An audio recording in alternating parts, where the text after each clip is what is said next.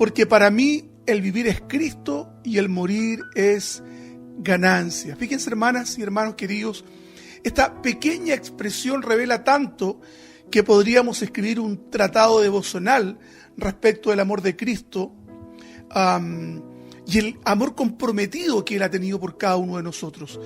Esta es la expresión de un hombre cautivo de Jesucristo, un hombre cuyas convicciones estaban puestas en una fe inexcusable en quien había muerto de una manera terrible, cruenta, bárbara e inhumana en una cruz. Estas palabras fueron redactadas desde una cárcel. Yo quiero que se hagan una idea, una fría mazmorra romana donde había sido puesto el apóstol producto de acusaciones infundadas y por las cuales había físicos, emocionales y espirituales que le había implicado predicar la palabra del Señor. Por eso que él dice, porque para mí el vivir es Cristo y el morir es ganancia. Debemos señalar, estuvo dos veces preso. El primer encarcelamiento fue un encarcelamiento donde tenía ciertas dádivas, tenía ciertos beneficios que le eran concedidos por las autoridades romanas. Un beneficio, por ejemplo, que tenía un amanuense para que escribiera sus cartas. Fíjense también, por si usted no lo sabía, o a lo mejor sí lo sabía, con esto reforzamos un poquito aspectos biográficos de Pablo. Pablo no escribía sus epístolas porque él padecía de una enfermedad a la vista. Algunos estudiosos señalan que esta enfermedad es una suerte de oftalmia que le hinchaba los ojos y que le impedía que las cartas fueran redactadas por él. Por eso que él tenía que valerse de un amanuense. Un amanuense era una persona que recibía el dictado y redactaba la epístola. Y curiosamente, hermanos y hermanas, esto se deja observar en la epístola que Pablo le escribe a los romanos, cuando quien escribe la carta señala: yo Tercio, quien escribe la carta os saluda. Es decir, eso pone en evidencia que el apóstol Pablo no redactaba sus cartas. Además, su salud estaba quebrantada producto de los permanentes viajes misioneros y los esfuerzos físicos, emocionales y espirituales que le había implicado predicar la palabra del Señor. Por eso que él dice, porque para mí el vivir es Cristo y el morir es ganancia. Debemos señalar que estas palabras no son frases casuales ni expresiones pomposas que buscaban el aplauso de la audiencia, sino más bien surgen de la profundidad de un corazón que amaba entrañablemente a Cristo y que justamente en el momento en que redactaba cada letra de esta hermosa carta, él respiraba el hedor de una cárcel. Y ojo, que no estaba padeciendo por delincuente, no estaba padeciendo porque flagrantemente él haya contravenido una ley moral o una cuestión de orden civil. Él estaba preso por la causa de Cristo. Pero, hermanos, Pablo aún en estas terribles circunstancias podía dar testimonio de su fe y declarar su profundo amor a Cristo. Créame, muchas veces me he preguntado de la valentía y determinación que los cristianos de los primeros siglos tenían respecto de su testimonio por Cristo, hermanos y hermanas. Fue por estas cruentas persecuciones y muertes que el gran apologista cristiano Tertuliano del siglo III llegó a sostener esta hermosa frase que pone o que revela y que evidencia el sentir de los creyentes en los 3 o los 2 primeros 2 siglos y medio de la historia de la iglesia cristiana, donde las persecuciones fueron terribles, horrorosas y brutales. Y Tertuliano decía, este gran apologista de Cartago, un defensor de la fe, decía: la sangre de cristianos es semilla de cristianos. Qué difícil debe ser mantener el testimonio de Cristo cuando por eso, hermanos y hermanas, dependa nuestra vida. Nuestro cristianismo, lamentablemente, hoy es menos radical que el de aquellos que morían quemados en piras humanas o atacados por animales salvajes en las arenas del circo romano. Debemos reconocer con honestidad que nuestro cristianismo, hermanos, es un cristianismo mucho más cómodo, es un cristianismo a veces a la carta, y esto no es una crítica contra ustedes, es una crítica para mi propia vida. Es lo que alguien llamó el cristianismo light, el fast gospel, el cristianismo que muchos creyentes pretenden que Dios funciona como un smartphone, que usted aprieta un botón, una tecla, y Dios responde en razón de las necesidades que eventualmente tengan. Nuestro intento, modesto por lo demás, es tratar de poder ponernos en las sandalias de Pablo y saber con la mayor certeza qué es lo que quiso decir con estas declaraciones, las que no son marginales, hermanos, sino que están desplegadas en todo el libro de Filipenses y en todas las cartas que pertenecían a su autoría. No ahondaremos demasiado en los aspectos biográficos de Pablo, de este gran apóstol porque es un tema para ustedes, me imagino, conocido. Pero podemos mencionar su pasado farisaico, su celo homicida con que persiguió infatigablemente a la iglesia. De pronto y por un milagro de Dios, su vida se transformó radicalmente. Pablo no recibió una invitación a aceptar a Jesús. Disculpe por esta expresión, porque de pronto nosotros hablamos de que el Señor es respetuoso y que el Señor está como poco menos que sujeto a la decisión del individuo que decide o no aceptarle. En este caso, no se da esa dinámica. El Dios soberano y todopoderoso sale a confrontar a este perseguidor furibundo que había traspasado las fronteras de Israel y de Jerusalén para ir por los cristianos a Damasco, muy lejos del lugar donde él habitaba. Este hombre, hermanos amados, que fue el peor perseguidor que tuvo la iglesia en el primer siglo, llegó finalmente a ser el gran abogado de la causa de la cual él tanto odiaba. Entonces, la pregunta que hemos de responder es: ¿cómo se desarrolla tal convicción en Pablo acerca de su profundo amor por Cristo? Primero, hermanos y hermanas, permítanme señalar que Pablo experimentó la gracia de Dios, era consciente de su pasado y el daño que él había ocasionado a la iglesia de Cristo. Mire, él escribe a Timoteo en el capítulo 1, el verso 12, dice así: doy gracias al que me fortaleció, a Cristo Jesús, nuestro Señor, porque me tuvo por fiel, poniéndome en el ministerio, habiendo sido yo antes blasfemo, perseguidor e injuriador. Mas fui recibido a misericordia porque lo hice por ignorancia, en incredulidad por la gracia de nuestro Señor. Pero la gracia de nuestro Señor fue más abundante con la fe y el amor que es en Cristo Jesús. Eso es la gracia. La gracia es ese regalo que ni usted ni yo merecíamos. Si usted me ha escuchado decir esto antes, gloria a Dios, porque siempre lo digo. Usted y yo merecíamos el infierno. No teníamos posibilidad alguna de ser aceptos por nuestros méritos ante Dios, pero Él nos aceptó en su gracia. La gracia es la condescendencia amorosa, dulce, tierna de este Dios que decide salvarnos y desatar su ira justa y santa en Cristo, su propio Hijo, para posibilitarnos a nosotros entrar al cielo eterno, hermanos amados. La soledad de Cristo en la cruz es para que nosotros sintamos la compañía de Dios. El dolor de Cristo en la cruz es, hermanos, para que nosotros seamos sanados de nuestros dolores. Hermanos, la desolación de Cristo, la amargura de Cristo en la cruz es para que usted y yo experimentemos el gozo y la plenitud.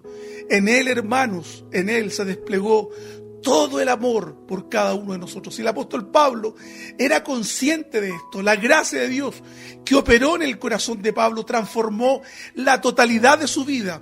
El apóstol reconocía quién era y qué es lo que él había hecho. Solo la gracia de Dios puede rescatar a un hombre que asesinaba a creyentes, creyendo con ello, hermanos y hermanas, servir a Dios. Dice el apóstol cuando da su testimonio ante el Agripa, el rey, dice: yo los sacaba de las casas y los torturaba hasta que estos blasfemaran contra Dios. Puede usted ver la perversidad de un hombre, pero ¿sabe qué? Dios es capaz de cambiar, de regenerar, de hacer que el hombre experimente un nuevo nacimiento y comprender la maravillosa y profunda misericordia que nos viene desde su trono santo. Él dice así, el apóstol Pablo, en el capítulo 22 del libro de los Hechos: yo de cierto soy judío, nacido en Tarso de Cilicia, pero criado en esta ciudad, instruido a los pies de Gamaliel. Gamaliel era llamado el esplendor de la ley, un intelectual selecto que formó al apóstol Pablo. Y señala entonces: estrictamente conforme a la ley de nuestros padres, celoso de Dios, como hoy lo sois vosotros. Perseguía yo este camino hasta la muerte, prendiendo y entregando en cárceles a hombres y mujeres, como el sumo sacerdote también me es testigo, y todos los ancianos, de quienes también recibí cartas para los hermanos. Y fui a Damasco para traer presos a Jerusalén también a los que estuvieran allí, para que fuesen castigados. En otra parte también él señala, fíjese usted, hermano, del 26:9 en adelante, dice: yo ciertamente había creído mi deber hacer muchas cosas contra el nombre de Jesús, lo cual también hice en Jerusalén, y encerré en cárceles a muchos de los santos, habiendo recibido poderes de los principales sacerdotes.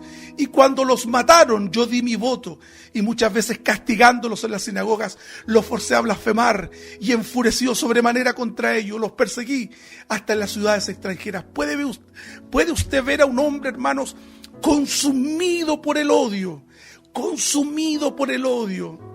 en contra de aquellos que habían tomado este camino, que habían prescindido de los rituales judaicos y habían encontrado la plenitud de la fe en este Cristo brutalmente asesinado? La brutalidad con la que actuaba Pablo refería por él de manera tal que queda claro su creciente odio a la fe cristiana, y con esto también, hermanos y hermanas, a Cristo mismo.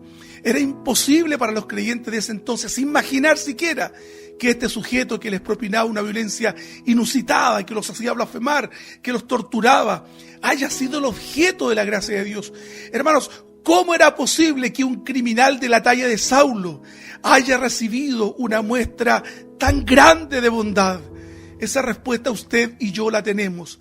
La gracia de Cristo, solo la gracia de Cristo. Esto es una razón, hermanos y hermanas, por la cual la vida de Pablo estaba refundada en Dios, estaba escondida en Dios. Es por ello que llega a sostener esta impronta de vida. Para mí el vivir es Cristo.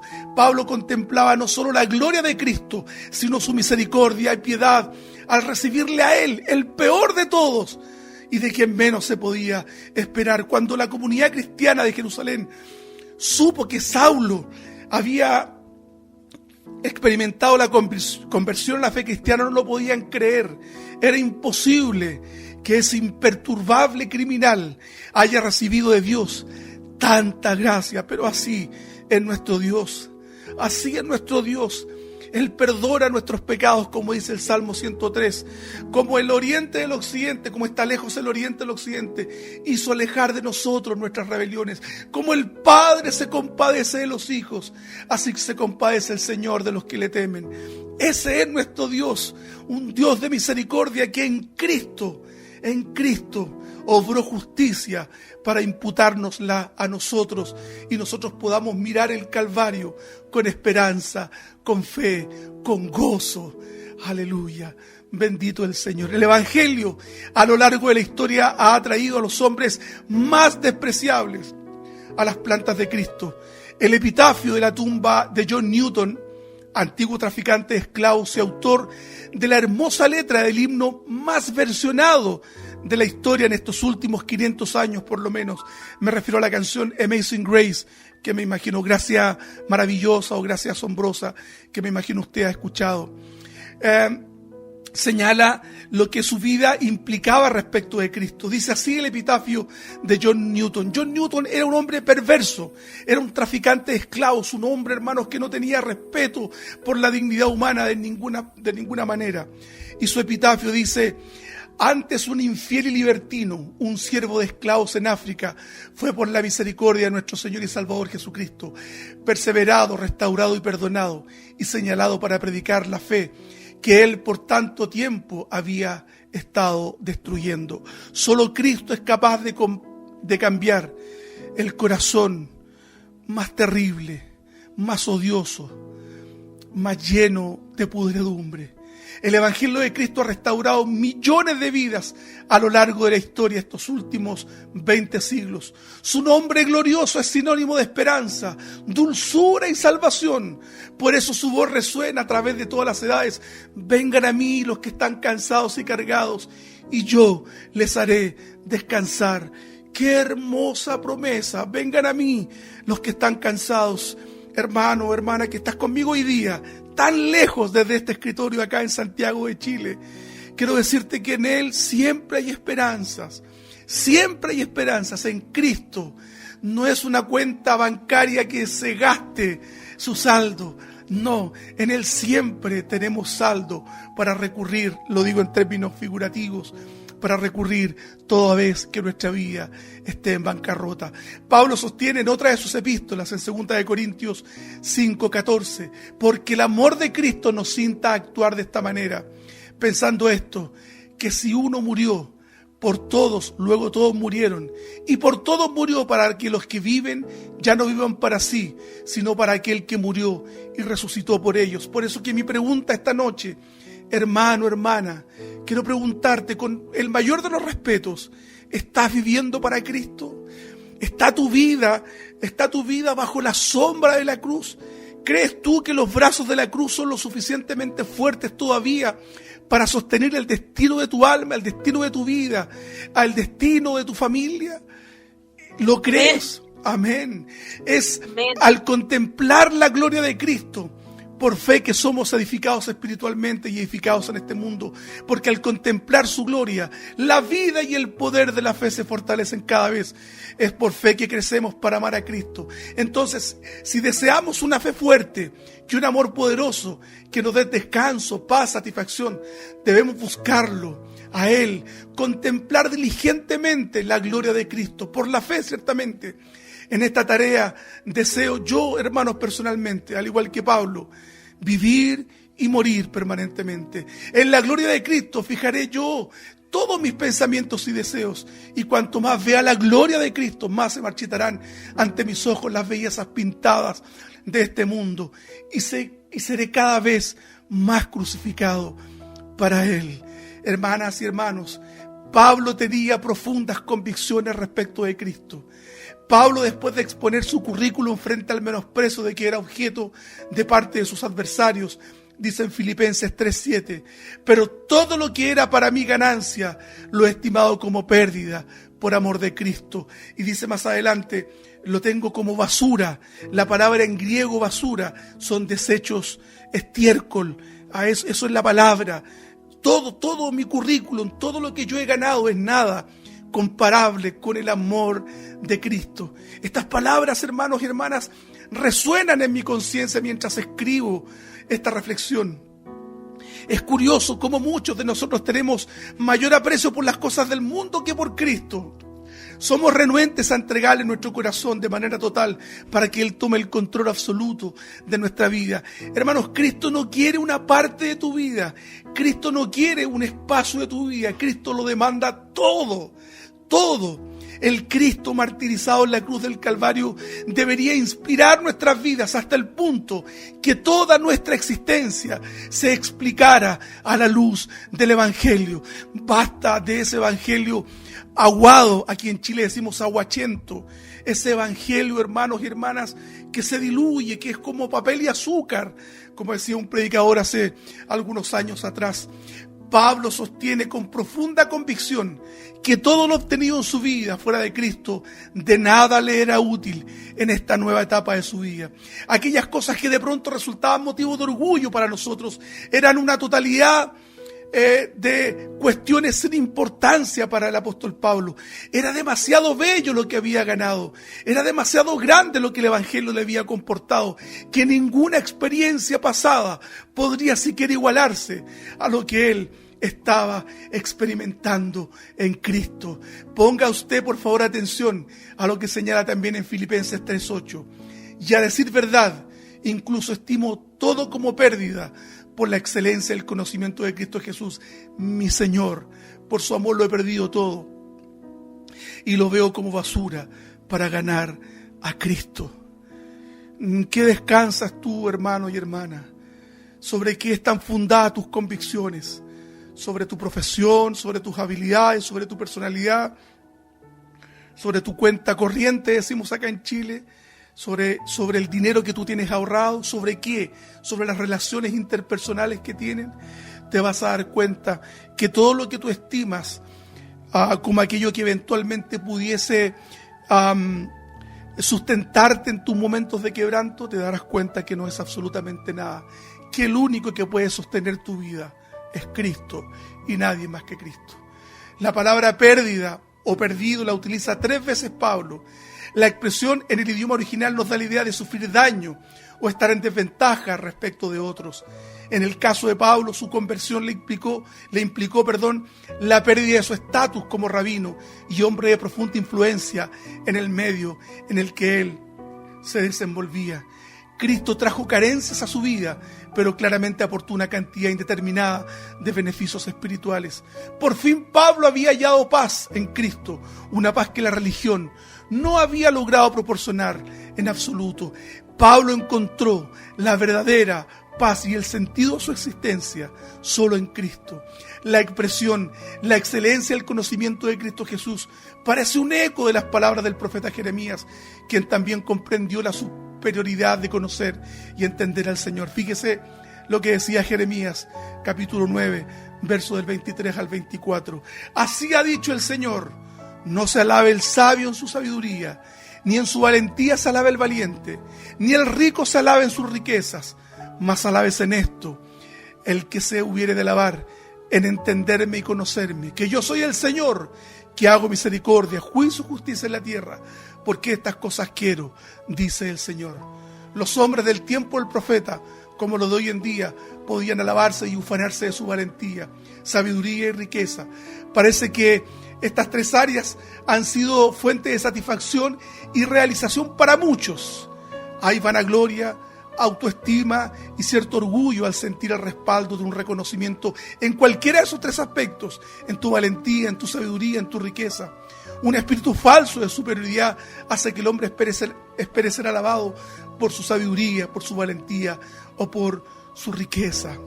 Bendito el Señor, bendito el Señor. Sin duda Pablo consideró la conversión que transformó su vida en el camino a Damasco como el momento en que decidió que esas cosas no valían la pena. Allí dejó de confiar en la carne y comenzó a hacerlo en Cristo solamente. Por eso, hermanos amados, nosotros solo hemos de estar completos en Cristo. Pablo es un referente que nos invita a mirar a Cristo. Cometeríamos un garrafal error al poner todas nuestras expectativas en Pablo. No es eso lo que estoy enseñando. El apóstol en cuestión es sin duda un hombre de formidable fe y testimonio, pero falible. Él fallaba y expuesto al error y al pecado, al igual que nosotros.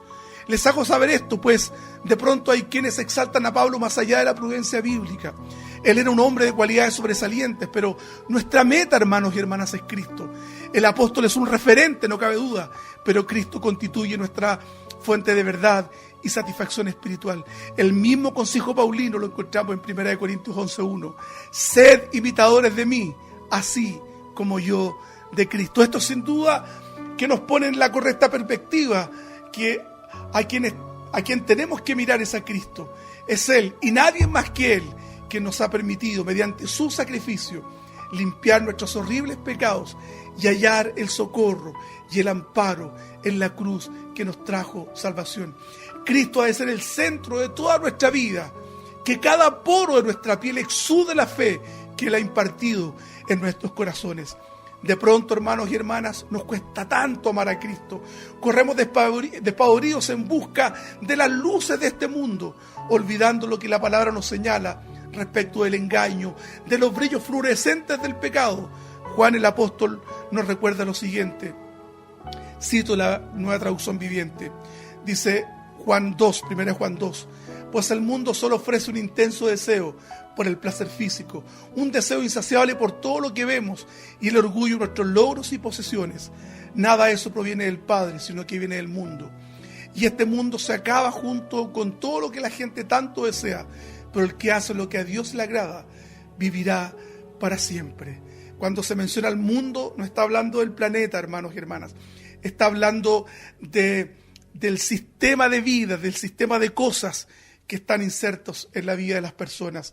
No nos engañemos, pues, no hallaremos satisfacción fuera de Cristo, ni espiritual ni existencial, ni ninguna otra experiencia puede parecerse a lo que Cristo nos ofrece. Leí hace algún tiempo la biografía de un gran líder chino, cuyo nombre era Toyohiko Kayawa. Era un líder japonés, que a principios del siglo XX experimentó la conversión a Cristo y señalaba lo siguiente, abro paréntesis, escuche lo que decía este hombre. Estoy agradecido al shintoísmo, al budismo y al confucianismo. Debo muchas cosas a estas creencias. El hecho de que he nacido con un espíritu reverente, mi sed insaciable de valores que trasciendan esta vida terrenal y mi esfuerzo por andar por los caminos elevados, se lo debo por completo a la influencia de estas fes de carácter étnico. Sin embargo, estas tres fes han sido por completo incapaces de satisfacer la necesidad más profunda de mi corazón. Como peregrino, mi camino era largo, muy largo y sin posible retorno. Estaba cansado y con los pies doloridos. Me movía errante por un mundo lúgubre y tenebroso, cargado de tragedias. Las lágrimas eran mi pan de día y de noche. El budismo enseña gran compasión, pero desde el comienzo de los tiempos, ¿quién ha podido decir: esta es mi sangre, el nuevo pacto que es derramada por muchos para la remisión de los pecados? Cierro paréntesis. Como a este hombre, muchos otros hemos hallado la paz en Cristo en los lugares más recónditos del mundo. Este día, hermano, hermana, apelo a tu conciencia. ¿Estás sirviendo a Cristo de corazón? ¿Puede usted, como yo, decir: para mí el vivir es Cristo y el morir es ganancia? Que nuestra vida incluso no tenga el valor que le asignamos por el amor de Cristo. ¿O estamos, pregunto, o estamos demasiado lejos de una confesión de esta naturaleza? He visto a muchos creyentes naufragar en su vida espiritual cuando pierden de vista la verdad de Cristo. Es necesario, hermanos, que pongamos todo nuestro empeño en ser hijos agradecidos y obedientes de Dios, caminando en integridad y en santidad. ¿Hasta dónde estamos dispuestos a ofrecer a Dios nuestro servicio? Es una pregunta que les hago. Padecer por Él, vivir para Él y no ser un creyente a medias que solo requiera del estímulo de sus emociones para decir: yo amo a Cristo. No, hermanos, sino que una convicción profunda de lo más entrañable de nuestras vidas. Mientras redactaba estas letras para compartirlas con ustedes, pienso, hermanos, en los millones de víctimas a lo largo de la historia humana estos últimos 2000 años, hombres y mujeres que llevaron su testimonio hasta la muerte por amor a Cristo. ¿Puede haber algo más bello que el amor de Cristo? ¿Puede haber algo que satisfaga más nuestras vidas que el amor de Cristo? Nada va a llenar tu existencia ni la mía, sino solamente este Cristo de la gloria. Bendito sea el Señor por siempre y para siempre. El Señor les bendiga mucho. Amén. Estoy en mi casa, Padre, en ti, seguro.